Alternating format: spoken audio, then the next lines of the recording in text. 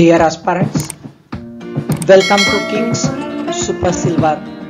Very important 25 questions from the current affairs 1st October to 10th October 2021. It's for UPSC Prelim 2022.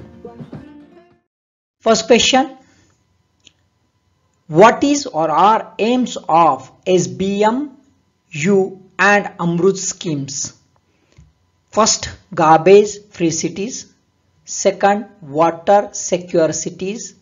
Third, slum free cities. देख लेते दोस्तों answer क्या है. Answer is a B. Answer जो है B है दोस्तों, यानी 1 and 2 गार्बेज फ्री सिटीज और वाटर सिक्योर सिटीज. ये है स्लम फ्री सिटीज, ये नहीं है. लॉजिकली स्लम फ्री सिटीज नहीं हो सकता है. माजरा देख लेते हैं. एक्चुअली ये रिवैम्प किया गया है अपना स्वच्छ भारत मिशन जो है अर्बन, इसको, और Atal mission for regeneration and urban transformation Amrut जो है ये इसको रिवैम्प वर्जन जो है ये 1 अक्टूबर 2021 में लॉन्च कर दिया, called as a SBMU 2.0 and Amrut 2.0. अब ये जो है इसमें ये तो अर्बन एरिया के लिए थे, अभी ये रूरल एरिया के लिए भी सोचा जाएगा, है ना. अब ये रूरल एरिया कौन से है, तो जो रूरल फ्रिंज एरिया यानी अर्बन के एरिया जो होते हैं वहां उसको लग के जो रूरल एरियाज होते हैं उनके लिए ये बनाया गया है. It's run by the ministry of housing and urban affairs. ये कोलैबोरेशन हुआ है जल शक्ति मिनिस्ट्री के साथ, है ना. ये फेज 2 चलाना है इसलिए, तो फेज 2 ऑफ SBM रूरल रहेगा और जल जीवन मिशन रहेगा. ये अर्बन फ्रिंज एरिया के लिए रहेगा. Second question. Total 88 elephant corridors were identified in 2005 which were then increased to 101 in the second round of 2015. Which of the following is or are reasons for increase in the number of corridor? First, expansion in the forest cover. Second, changing river course, particularly northeast region. Third, finding new routes for journey by elephants. And fourth, fragmentation of existing corridors. Answer देख लेते हैं. Answer is C.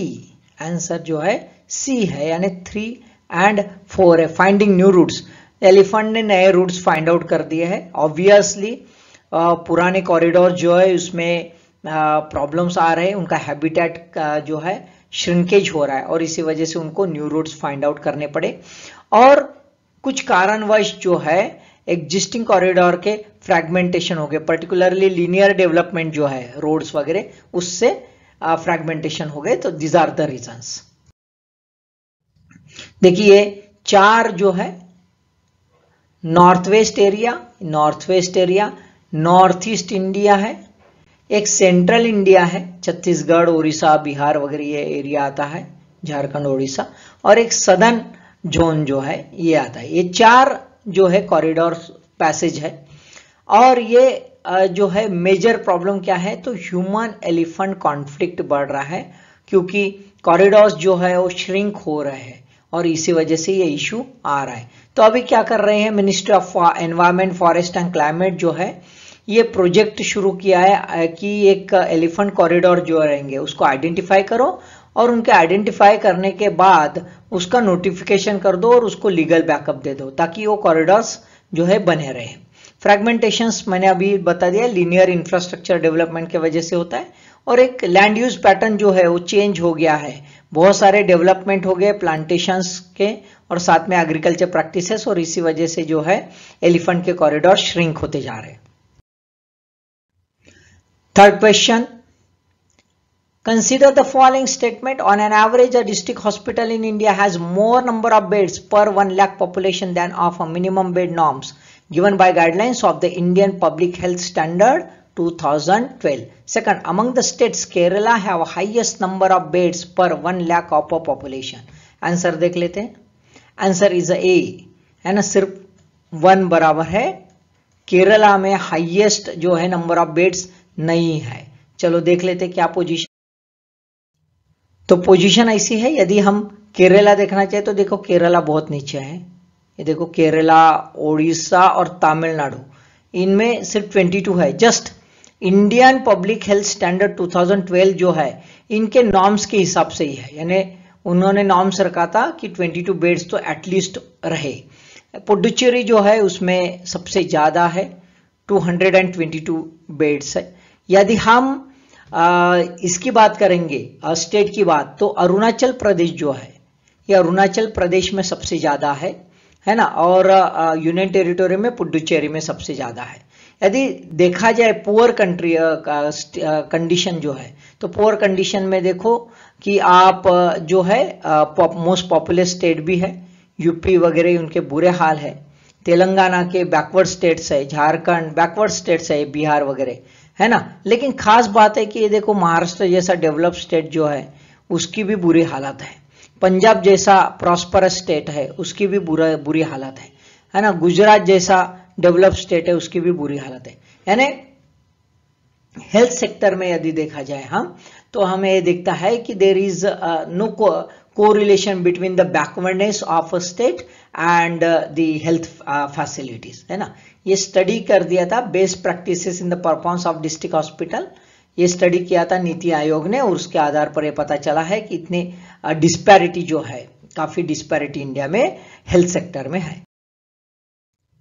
Then the fourth question, the price of natural gas calculated on gross shell output, net shell output, gross calorific value and net calorific value. Answer is a C, gross calorific value. देख लेते दोस्तों, news में इसलिए आया कि बीच में prices जो है गैस के प्राइजेस भी बढ़ गए, है ना। नॉर्थ अमेरिका और यूरोपियन प्राइजेस जो है वो बहुत बढ़ गए और वर्ल्ड के इस पर इंपैक्ट डाला गया। तो ये लोअर प्रोडक्शन है और हायर डिमांड्स, इसी वजह से प्रॉब्लम आया है। साथ में ये इसका सबसे ज्यादा परिणाम जो है ये पावर सेक्टर में और फर्टिलाइजर सेक्टर में गिरने वाला है, और ऑब्वियसली इसके वजह से इन्फ्लेशन जो है, इन्फ्लेशन के लिए भी ये जिम्मेवार फैक्टर रहने वाला है। अब ये जो कैलोरीफिक वैल्यू होता है, it's a heat value obtain from the 1 volume unit of a gas, है ना। ये कैलोरीफिक वैल्यू के आधार पर ही उसकी प्राइस डिसाइड होती है। अब नेट कैलोरीफिक वैल्यू में क्या होता है कि ये लैटेंट हीट ऑफ वेपराइजेशन है, ये इसमें इंक्लूड नहीं रहता, जो ग्रॉस कैलोरीफिक वैल्यू में रहता है, और इसी वजह से ग्रॉस कैलोरीफिक वैल्यू जो है वो फ्यूल प्राइजेस के लिए डिसाइड की जाती है। यूनियन गवर्नमेंट में अभी रिसेंटली जो है इसके प्राइजेस बढ़ा दिया गया है 62% due to the increasing prices at the international market, है ना। अब ये प्राइजेस जो है ये 6 महीने के लिए रहेंगे, अगले 6 महीने के लिए, starting from the 1 October 2021। Then the fifth question, 2021 was the third consecutive year when the September recorded excess rainfall. Which of the following is or are responsible factors? 1. Moving equatorial wind system. 2. Weakening of a negative Indian Ocean dipole. 3. Cyclonic condition in the Bay of Bengal. Answer is a D, 1, 2 and 3 तीनों reason है। Equatorial wind system का movement अच्छा रहा, dipole जो है negative dipole कमजोर हो गया, और cyclonic condition Bay of Bengal में बहुत ज्यादा रही। क्या हो गया इश्यूज, तो देखिए मूविंग इक्वेटोरियल विंड जो system it's called as a Madden Julian oscillation. ये देखो ऐसे जो है यहां से ऐसे विंड जाती है इक्वेटर पर और यहाँ पे बारिश आती है, यहां से ये ड्राई विंड जाती है डाउनवर्ड इसमें, तो ऑब्वियसली यहाँ पे बारिश नहीं रहती। तो ये जो एरिया है इंडिया का ये एरिया, यहाँ पे ऑब्वियसली बारिश अच्छी रही है। दूसरा है weakening of a negative Indian ocean dipole, जो है ये एल नीनो जैसा ही वर्क करता है। तो ये देखो वीकन होने की वजह से इसकी साइकिल ऐसी हो गई, यदि स्ट्रांग रहता तो इसकी साइकिल ऐसी होती थी। तो ये जो है ऐसी साइकिल होने की वजह से जो है इंडियन सब कॉन्टिनेंट पर बारिश आ गई। साथ में जो है गुलाब साइक्लोन जो है ये सितंबर के सेकंड हाफ में आया था, ये गुलाब साइक्लोन है।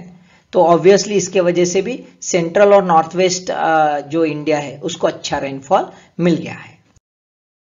Then the sixth question, what is the theme of India's pavilion at Expo 2020 Dubai? First, globalize India for investment. B, openness, opportunity and growth. C, one world one economy. D, made in India for world. देख लेते हैं answer. Answer is a B. Theme क्या थी? Openness, opportunity and growth. ये बहुत बड़ा project था ये। यदि हम देखते हैं तो 1 अक्टूबर 2021 को ये लॉन्च किया गया। 8 साल की मेहनत थी, 8 साल से इसका प्लान और इन्वेस्टमेंट हो रहा था। ये अगले 6 महीने तक चलने वाला है, by the end of the March 2022 तक। 190 कंट्रीज ने यहाँ पे पार्टिसिपेट किया है और एक्सपेक्टेड है कि 2.5 करोड़ विजिटर्स। आप सोच सकते हैं कि इतना बड़ा एक्सपो ये है। इंडियन पैविलियन जो है इन्होंने एक परमानेंट स्ट्रक्चर बना डाला फिकी के सहायता से। So it's a public private partnership थी। बहुत सारे एरिया जो थे इंडिया के सक्सेस जो है, space technology, robotics, electronic mobility, edutech, e commerce, fintech, सभी एरिया में जो है, एंड हेल्थ सेक्टर, ये एरिया में जो इंडिया का सक्सेस है वो यहाँ पे पैविलियन में डेमोन्स्ट्रेट किया गया है। 7 question, which of the planet will explore by the Bepicolombo space mission? A. Mercury, B. Mars, C. Neptune, D. Saturn. Answer is a, mercury. Mercury में बेपिकोलम्बो स्पेस मिशन छोड़ा गया है। ये देखिए स्पेस मिशन। यहां पे खास बात यह है कि ये 2 अक्टूबर 2021 पर में फर्स्ट जो है फोटो भेजे गए हैं कि एक नॉर्दर्न हेमिस्फीयर के, और साथ में जो पैचेस है, बहुत सारे देखो पैचेस दिख रहे हैं यहाँ पे। ये पैचेस के साथ ये नॉर्दर्न हेमिस्फीयर का फीचर जो है पहली बार क्लोज इसमें देखने को मिला है। ये यूरोप का फर्स्ट मिशन है मर्क्यूरी के लिए। It is a joint mission actually bye European space agency और जापान एरोस्पेस एक्सप्लोरेशन एजेंसी। ये 28 अक्टूबर 2018 को लॉन्च किया गया था और 7 ईयर का जर्नी है। ये 2025 तक चलने वाला है और इतना खतरनाक टेम्परेचर में ये वर्क करने वाला है, अराउंड 350 डिग्री सेंटीग्रेड। 1 ईयर का इसका नॉमिनल मिशन रहने वाला है, जो 1 ईयर एक्सटेंशन में दे सकता है यदि पॉसिबल हुआ तो। इसमें 2 स्पेसक्राफ्ट डाले गए, एक मर्क्यूरी प्लैनेटरी ऑर्बिटर और दूसरा है मर्क्यूरी मैग्नेटोस्फेरिक ऑर्बिटर। दोनों अलग अलग क्षेत्र में जो है अपना रिसर्च करने वाले हैं। देन द 8th क्वेश्चन, Vikrant aircraft carrier 1 designed by Russian naval research lab, 2nd built by Cochin Shipyard Limited, 3rd 100% indigenous content. Answer is B, 2 only 2 built by Cochin Shipyard। ये 100% भी नहीं है और रशिया ने भी नहीं बनाया है। तो देख लेते क्या है। So friends, it's actually indigenously designed by Directorate of Naval Design और मोर देन 76% जो है इंडिजिनस कंटेंट से इसमें। इसका जो है मेडन ट्रायल अभी लिया गया है, बहुत अच्छा सक्सेसफुल रहा है। एक 14 डेक है वहां पे और 2300 कंपार्टमेंट है जहां पे 1700 क्रू जो है वो रह सकते हैं। Then 9th question, first ever elections of Shura council of Qatar finished on the 2 October 2021। Shura council is A legislative body, B executive body, C religious body या D judicial body। Answer is A legislative body। ये legislative body होती है। शूरा council क्या है? तो शूरा जो है also called as a मजलिस अल शूरा, अरबिक वर्ड है और इसका मीनिंग होता है कंसल्टेशन, यानी कोई भी डिसीजन लेना है तो थ्रू कंसल्टेशन। बड़ा डेमोक्रेटिक ये जो है इसका फीचर है। Quran encourages Muslims to decide their affairs in consultation. ये रिलीजियस ही इसमें कहा है कि our any policy shall be through the discourse, through the discussion. अब ये इस्लामिक स्टेट जो है ये सभी लेजिस्लेटिव बॉडी को इसी वजह से शूरा कहते हैं। अब कतार का शूरा जो है वो लेजिस्लेटिव पावर है उसको, और स्टेट पॉलिसी जो है जनरल स्टेट पॉलिसी और बजट अप्रूव करने के लिए बनाया गया है। लेकिन इसके लिमिट्स है, शूरा काउंसिल कंप्लीटली डेमोक्रेटिक नहीं है। यहाँ पे जो है डिफेंस, सिक्योरिटी, इकोनॉमिक और इन्वेस्टमेंट पॉलिसी जो है ये शूरा काउंसिल नहीं करती। और ये जो एरिया ये एक्सक्लूसिव स्मॉल और वेल्दी जो प्रोड्यूसर्स है, ऑयल प्रोड्यूसर्स या गैस प्रोड्यूसर्स, उनके लिए है। इस एरिया में पॉलिटिकल पार्टीज को कंप्लीटली बैन किया गया है। यानी शूरा काउंसिल जो है कतार की वो सेमी डेमोक्रेटिक है, कैसा कह सकते हैं, क्वासी डेमोक्रेटिक है, पूरी डेमोक्रेटिक नहीं है। Then the 10th question, consider the following statement with regard to the Battle of Saraighat fought in March 1671. 1. A first ever naval battle fought in a Brahmaputra river. 2nd, battle between Ahom king and Mughals. 3rd, last battle of Mughal to extend their empire into Assam. Answer is D. All three are correct. यानी Brahmaputra river पर हुआ था और ये first naval battle है हाँ India का, और battle between the Ahom and king Mughals है, और मुगल जो है इनका ये लास्ट एफर्ट रहा है। देख लेते हैं अब ये जो है वाइस प्रेसिडेंट हमारे वेंकैया नायडू जी जो है, और 3 अक्टूबर 2021 में इन्होंने इनाग्रेशन किया है Mahabahu Brahmaputra river heritage centre, जो गुवाहाटी के जो है बरफुंग कनार जो है टीला यानी बरफुंग कनार हिलॉक जो है छोटी सी टेकड़ी है, वहां पे एक स्कॉटिश टाइप का वुडन बैंगलो है जो 1850 से बनाया है, ब्रिटिशों ने बनाया था, वहां पे ये हेरिटेज सेंटर बनाया है। ये जो है बरफुंग जो है ये पोस्ट वहां पे गवर्नर जनरल क्रिएट किया था अहोम किंग ने, और वहां अहोम किंग जो प्रताप सिम्हा जो थे उन्होंने जो तैयार किया था, और यहाँ पे एक बड़ा लंबा बैटल हो गया है। ये बैटल जो है 1671 में हुआ था, 1671 में हुआ था, और ये बैटल में मुगलों को काफी कुछ लॉस हो गया था, है ना। The 11th question, despite of having relatively fewer COVID-19 cases and fewer movement restrictions, China's economy has slowed down in 2021. Which was a major cause for such a slowdown? A. Weak base effect. B. Poor global demand. C. Poor power crisis. And D. South China Sea stress. Answer is a C. Power crisis. क्या हो गया है देख लेते हैं कि consistent जो है पावर कट और ब्लैकआउट्स रहा है। रीजन बिहाइंड इट कि जो डिमांड और सप्लाई दोनों प्रॉब्लम आए, इकोनॉमी जैसे ही ओपन हो गई डिमांड बढ़ गया, इंडस्ट्री जो है वो ज्यादा से ज्यादा प्रोडक्शन करना लग गई, तो ऑब्वियसली पावर डिमांड बढ़ गई। लेकिन वहीं पे कोल प्राइजेस जो है वो काफी बढ़ गए, और कोल का जो सप्लाई वो भी कम हो गया है, काफी सप्लाई कम हो गया था, और इसी वजह से प्रॉब्लम बढ़ गई। साथ में जो है एक ग्लोबल एमिशन नॉर्म्स चल रहे हैं कि थोड़े से जो है कार्बन डाइऑक्साइड जो रिलीज करते हैं, ग्रीन हाउस गैसेज जो रिलीज करते हैं उसको कंटेन किया जाए, तो माइनिंग आउटपुट भी कम किया जाए, तो ऑब्वियसली इसका प्रेशर जो है फैक्ट्रीज पर गिर गया है, और उनको कहा गया है कि भाई अपने जो टारगेट्स है उसको बराबर सेट कर दीजिए, और इसी वजह से मेजर प्रॉब्लम जो है चाइना में पावर सप्लाई का बढ़ गया है और इकोनॉमी स्लो डाउन हो गई है। Then 12th question, consider the following statements. India is world third largest importer and consumer of fuel oil. Second, India imports 50% of its crude oil demand. Third, India imports 85% of its natural gas demand. देखो दोस्तों ये factual वगैरह question है तो संभाल कर ना, ये गूगली वगैरह रह सकता है, यहाँ पे भी वैसे है ना, ठीक है। आंसर देख लेते हैं, आंसर इज ए, है ना, गिरता है गूगली ऐसा। India is the third largest, consumer भी है और इंपोर्टर भी है, लेकिन ये 50% का भी नहीं है और 85% भी नहीं है। देखते हैं एग्जैक्ट फैक्ट्स क्या है। तो इंपोर्ट कितना की करते हैं, 85% ऑफ इट्स क्रूड ऑयल और 50% ऑफ इट्स नेचुरल गैस, और इसी वजह से ऑयल इन्फ्लेशन बढ़ रहा है। ये एक्चुअली इंपोर्टेड इन्फ्लेशन है, क्योंकि इंडिया बहुत ज्यादा डिपेंड है इंपोर्ट पर, है ना। इंटरनेशनल क्रूड प्राइस जैसे ही महंगे हो जाते हैं अपने आप इंडिया के कंज्यूमर पर उसका प्रेशर गिर जाता है। Then 13th question, consider the following statement with regard to the provisions of anti defection act 1985 of India. 1. The act strengthened political party system.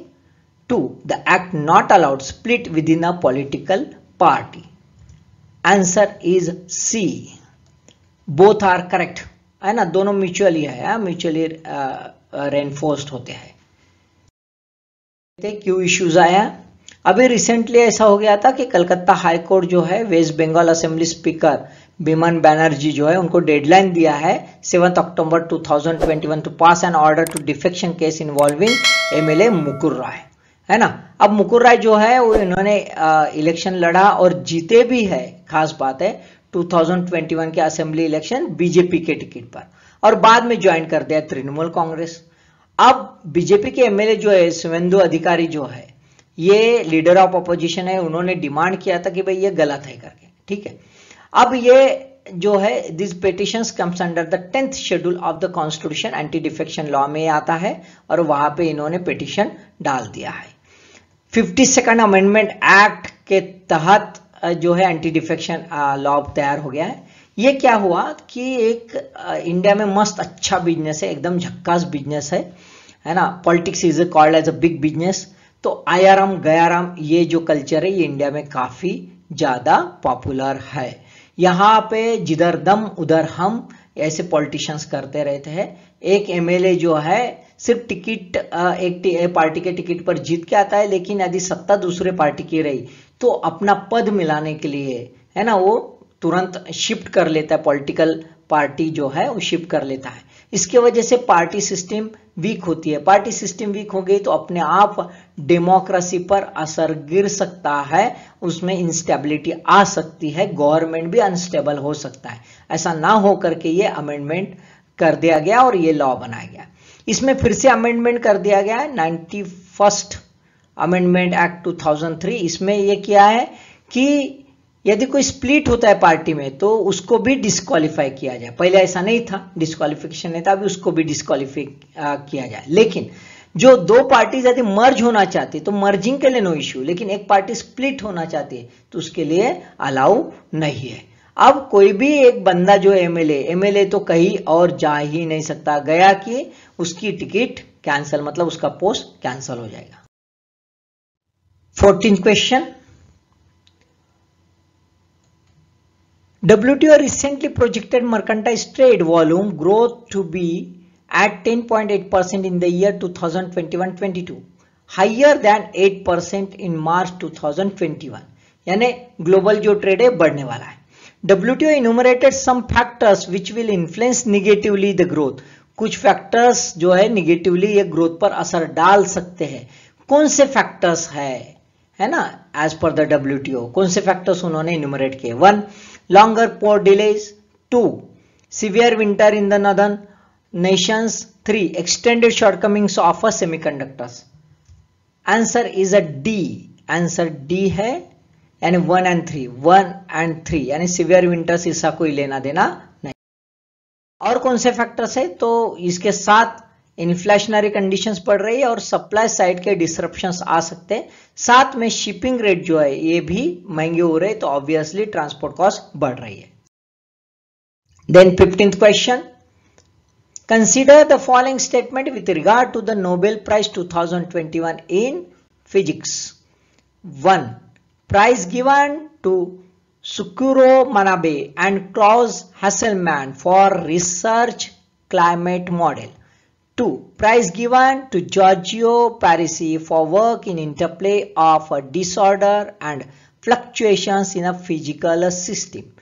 3, both Dr. Manabe and Dr. Hasselmann work together on impact of carbon dioxide on a temperature of the earth। Which of the above statement is or are correct? So answer is a C, 1 and 2।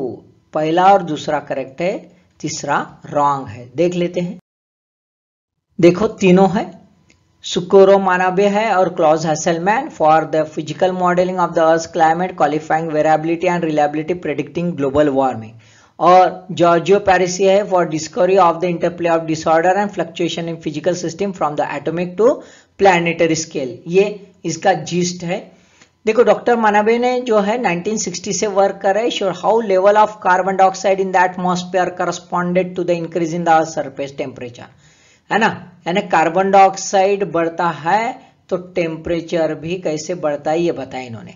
हैसेलमैन क्या कहते हैं, हैसेलमैन workout how climate models, ये देखो climate model जो है ये कितने reliable है, माना कि कुछ करंट सिचुएशन कुछ बदल जाती है, कभी वेदर ट्रेंड्स बदल जाते हैं, लेकिन क्लाइमेट मॉडल सक्सेसफुल है हमारा एनालिसिस करने के लिए। और पैरिसी ये इन्होंने जो है made possible for the physics to understand apparently entirely random materials with wide ranging applications including mathematics, biology और machine learning।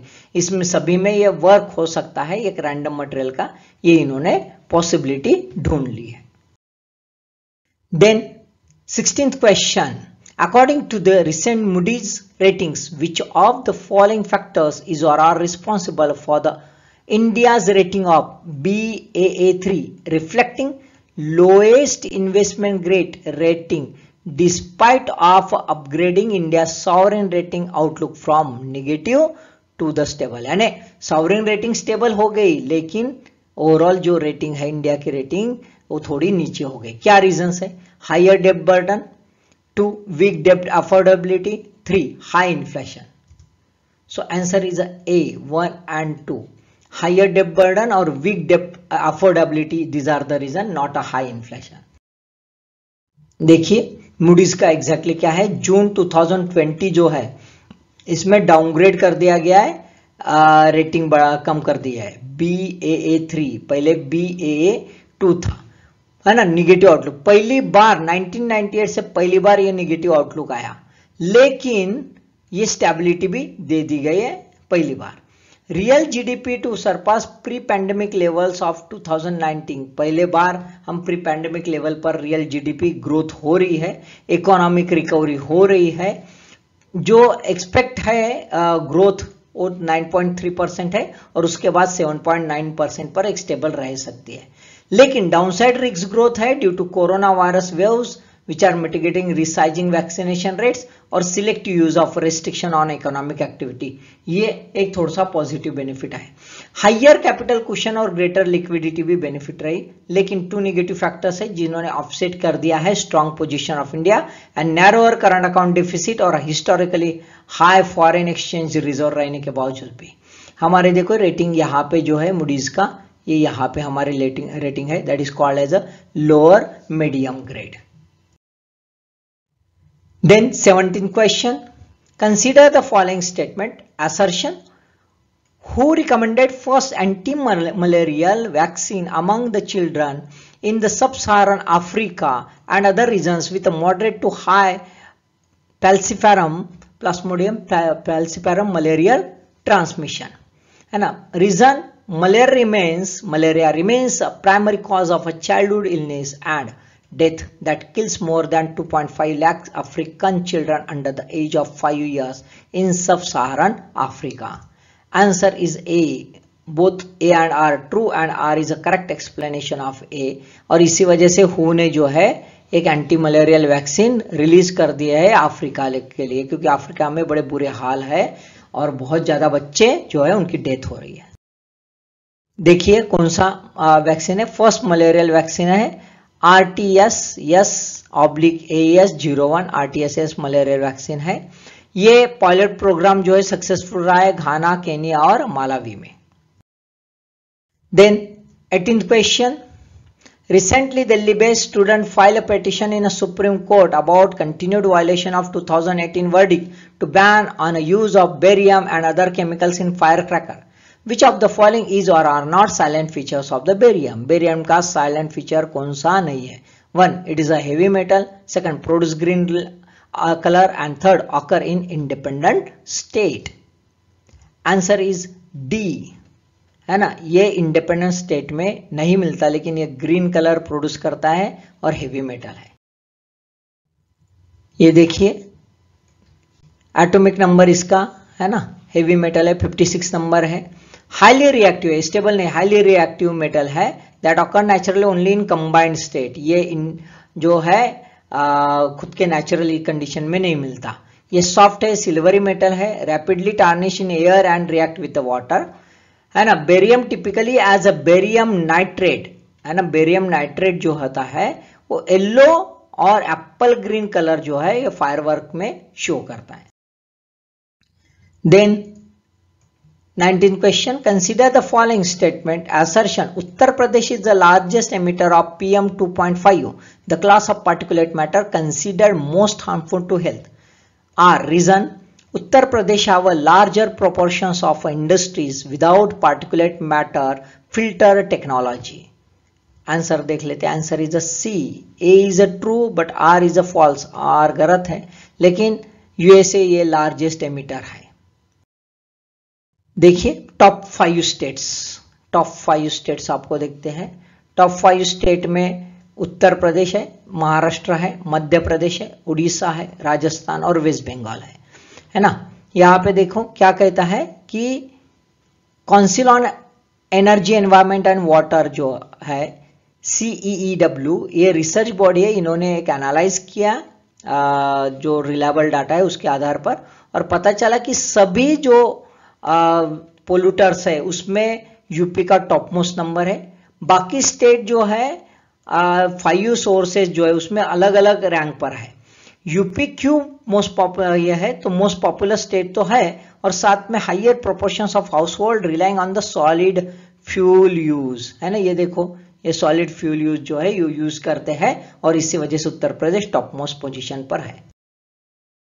20th question, the Nobel prize for the literature 2021 awarded to the African writer Abdul Razak Gurnah.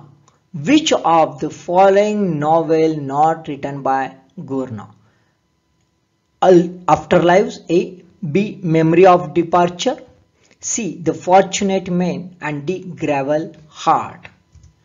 Answer is a C. The Fortunate Man not written by the Gurnah. देखिए कितनी novels है. Memory of departure, pilgrims way, dirty paradise, admiring silence, by the sea, desertion, last gift, afterlives और gravel heart. 10 novel है. इनको 2021 का Nobel prize मिला है. क्यों? For his uncompromising and compassionate penetration of the effects of colonialism and the fate of a refugee in the gulf between the cultures and continents. तो इनका ज्यादातर वर्क जो है रेफ्यूजीज के इस पर रहा है और कॉलोनियल इंपैक्ट के ऊपर रहा है. तंजानिया से बिलोंग करते हैं ये, और फिलहाल जो है वो मैन बुकर प्राइज भी उनको 2016 का मिला था. All books seek to represent the issue of post-colonialism, origin, racial and ethnic discrimination and refugees issue. These are the issues which are very critical. बड़े critical issues जो है ये इनके नॉवेल में डील होते हैं, and therefore these are very called as a touchy and clarifying the major issues of inequality, discrimination, है ना, and exclusion. 21st question, which of the following person is or are not avail the reservation under the economically weaker section category in the government jobs and educational institution? 1. Family income more than rupees 8 lakh. 2. Ownership of 5 acre of agriculture land. 3. A house over 1000 square feet. 4. A plot of over 100 yards in a notified municipal area, or और 200 yards plot in a non notified municipal area. Answer देख लेते दोस्तों. Answer is a D, all है ना. Family income 8 lakh से ऊपर नहीं होनी चाहिए. ओनरशिप जो है 5 एकड़ से ज्यादा लैंड नहीं होनी चाहिए.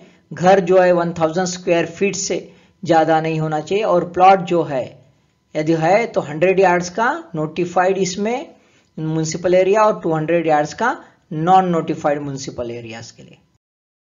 इशू क्यों आया है तो देखते दोस्तों. सुप्रीम कोर्ट ने जो है 7 अक्टूबर 2021 में गवर्नमेंट को कहा है कि भाई आपने ये 8 लाख का जो है मार्जिन ये लाया कहां से है, कौन सा मतलब इकोनॉमिकली वीकर सेक्शन का क्राइटेरिया 8 लाख कैसा हो सकता है.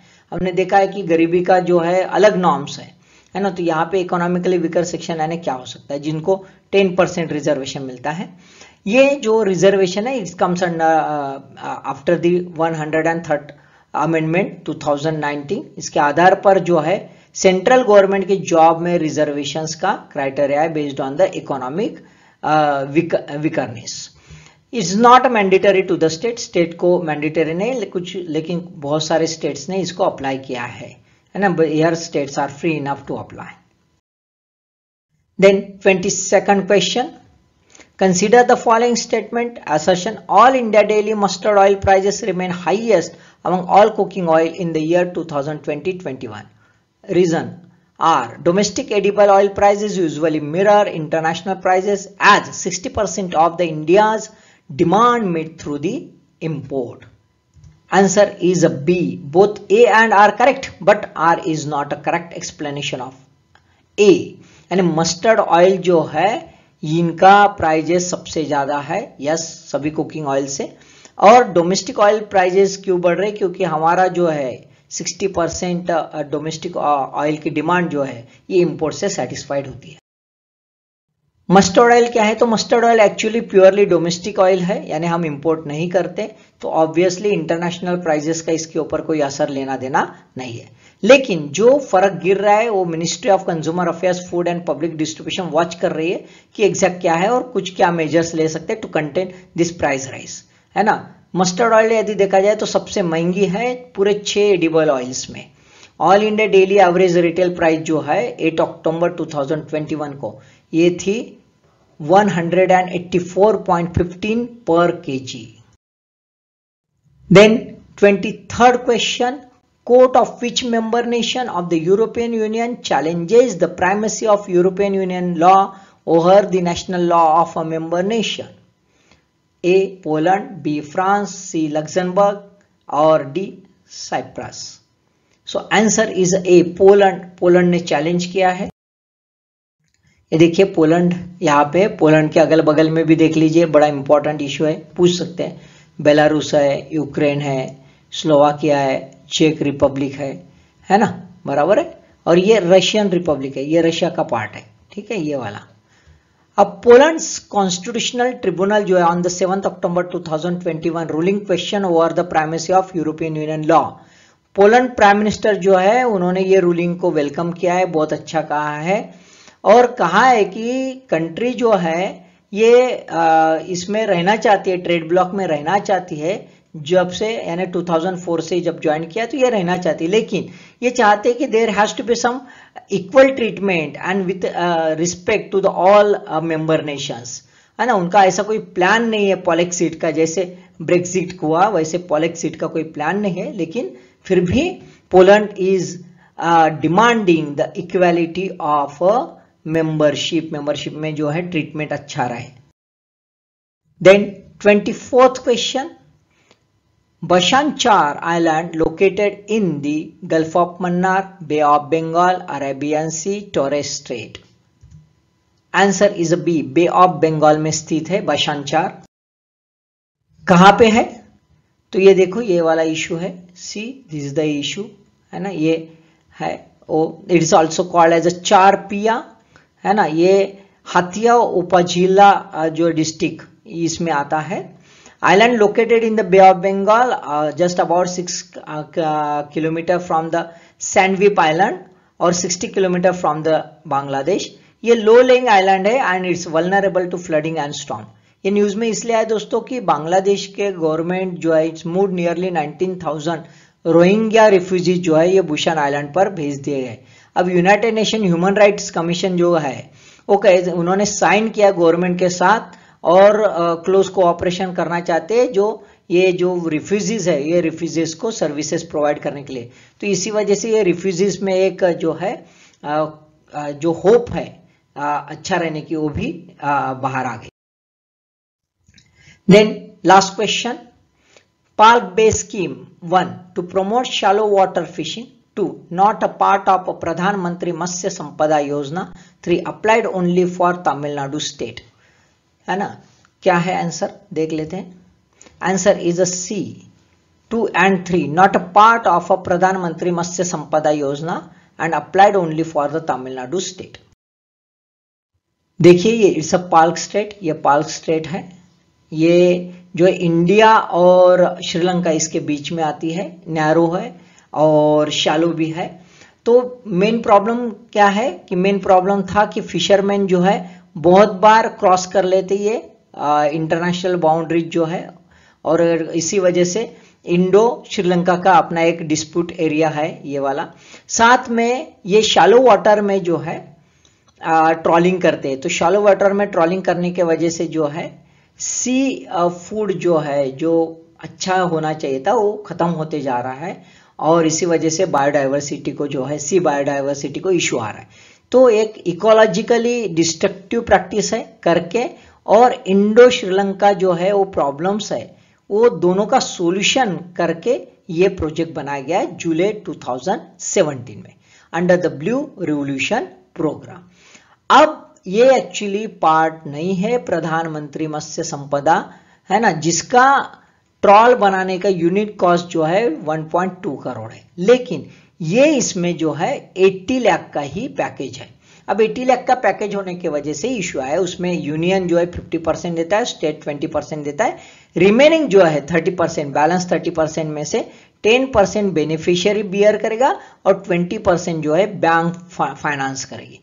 अब जो है ये 80 लाख में कुछ होता नहीं है, है ना। अब यहाँ पे मत्स्य संपदा में देखो 1.2 करोड़ का है, तो इसके ऊपर अभी सोचा जा रहा है कि यूनिट कॉस्ट बढ़ाई जाए ताकि डीप सी जो है, डीप सी फिशिंग, ये देखिए डीप सी फिशिंग हो सके। तो ये 1.3 करोड़ तक लेके जाने का अभी गवर्नमेंट का प्लान है, और इसी वजह से गवर्नमेंट ने कोचिन शिपयार्ड लिमिटेड जो है, उन्होंने उनको कहा है कि थोड़ा रिवाइज कॉस्ट आप थोड़ा सा कैलकुलेट कर दो। सो दोस्तों, I hope so these 25 questions might be definitely helpful for you. So all the best and thank you for watching this